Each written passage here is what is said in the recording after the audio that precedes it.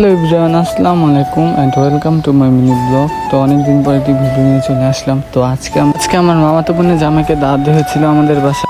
তো সকালবেলা নাস্তায় বুয়া ভর্তা ছিল, তো ভাইয়ারা এসে পড়েছে।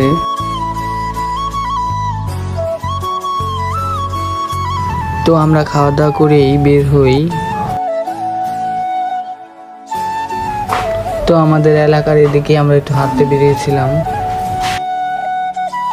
তো এদিকে পরিবেশটা আসলে অনেক সুন্দর। তারপর আমার মা দুপুরবেলার জন্য আয়োজন করেছিল, তো আমি একটু ডালা সাজিয়েছিলাম। তো কেমন হচ্ছে সবাই কমেন্ট করে জানাবে।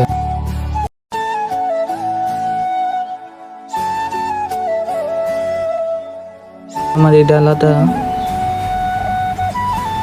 এই যে করলা ভাজি, ডিম, মুরগির মাংস, ইচা মাছ, গরুর মাংস, সালাদ, রোস্ট, ভাত, মাছ, পোলাও।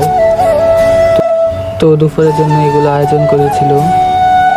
তারপর ভাইয়া আপু সবাই খেতে এসেছে। তো আমরা সবাই খেতে বসেছি।